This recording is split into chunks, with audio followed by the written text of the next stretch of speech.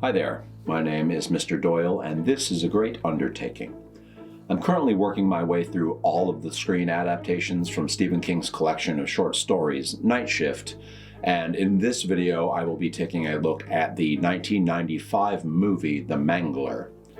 I remember seeing this movie over a decade or maybe 2 decades ago and not loving it.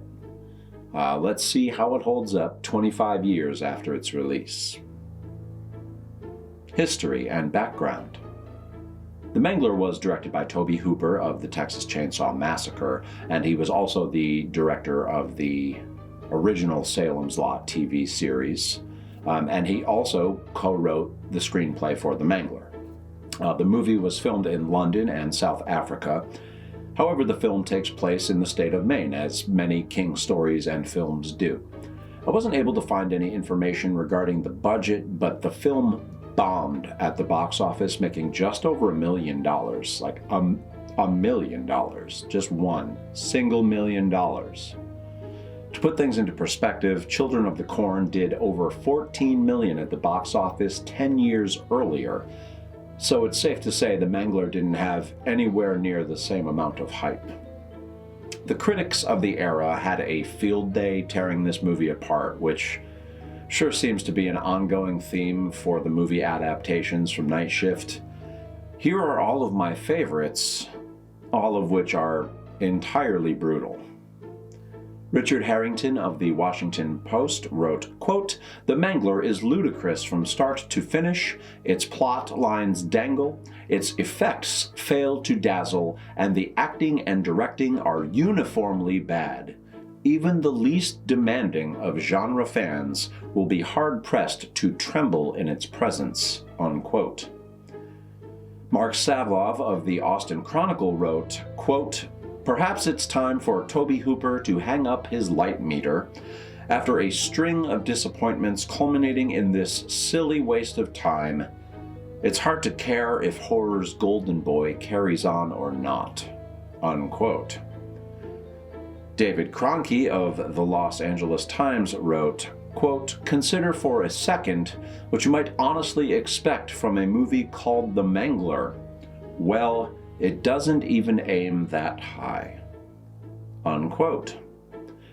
And finally, Mike Long of DVD Talk rated it a 0.5 out of 5 stars. I mean, just give it a 0 at that point. But anyway, here's what Mike had to say. Quote, "There have been many bad, throwaway projects based on material from Stephen King, but The Mangler has to be one of the worst. The movie's laughable premise is only brought down by the inept filmmaking on display here," unquote. I mean, he's not wrong. Is it by the book? For those of you who haven't read the short story, here is a brief summary. A piece of machinery at a high-volume laundry facility goes on the fritz, killing one of the employees. After a thorough inspection, the machine appears to be in full working order, but the men investigating the incident are convinced that something isn't right with the industrial ironing machine. More incidents involving the machine follow, and upon further inspection, the investigators discover that through a series of improbable coincidences, the machine has become far greater than the sum of its parts. Like all of the film adaptations of the Night Shift stories, there are added elements and characters to provide additional content that allows for a longer runtime, but the central theme and lead characters predominantly remain intact. They even manage to take pieces of the original story and work them in, albeit in different ways. One of the major differences from the short story is that rather than being an unlikely sequence of events that leads the machine to go on a murder spree, it is a very intentional and years-long ritual sacrifice of sorts that causes the machine to kill. It is, of course, entirely far-fetched, and the villains are completely cartoonish. Even Robert Englund, best known for his legendary performances as Freddy Krueger, couldn't sell this villain. There are a lot of fun, gory moments. The sets are appropriately dark and sinister. But the story, the acting, the dialogue, and some of the special effects fall flat. I don't know, maybe making a movie about a sentient ironing machine wasn't the best idea. And admittedly, this is one of my least favorite stories from Night Shift. Soundtrack and score. The score is very quiet in the mix, and what you can hear barely adds anything to the movie. When it is audible over the loud clanking of machinery and endless over-the-top screaming, the slow-moving, sustained notes of violins and cellos are yawn-inducing. The occasional light tinkling piano is uninspired and boring. As far as scores go, this movie might as well not have had one at all. Cast and acting. Lead actor Ted Levine, who plays Detective John Huntley,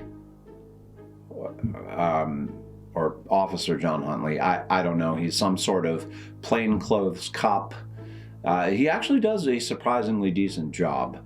He gives off Jim Hopper from Stranger Things vibes, only Huntley lacks the likable qualities of Hopper and is just a disheveled prick most of the time. Anyway, Levine holds it down in the role even if you never really like him. Maybe not the best quality for a film's protagonist, though. Robert Englund, as I mentioned earlier, plays the owner of the Blue Ribbon Laundry Service, and his performance is... it's what you would expect. The man is a legend, but he's kind of a one-trick pony. His acting is over the top and a bit corny, but entertaining nonetheless.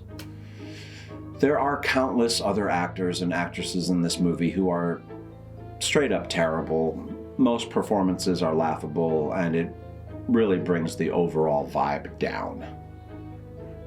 Special effects. As I stated earlier, I don't know what the budget for this movie was, but it must have been pretty low. When it comes to the deaths that occur due to the ironing machine, the blood and guts are fine and the mangled corpses look adequately gross. But there are a few select scenes that have terrible CGI and look like really bad 80s CGI, which is inexcusable considering this movie came out in 1995. Final thoughts. The critics were right. Fortunately for me, I had no presumptions that I might enjoy The Mangler, so I wasn't disappointed when it sucked ass. Don't watch this movie. The irredeemable qualities far outweigh anything even remotely redeemable. Honestly, I thought 80's King adaptations were some of the worst movies out there, but turns out 90's movies from the King canon can be even worse. Okay, goodbye. Be sure to click like and subscribe to the channel for my continued analysis of all things Stephen King, pretty please with blood and guts on top. My name is Mr. Doyle, and this has been a great undertaking.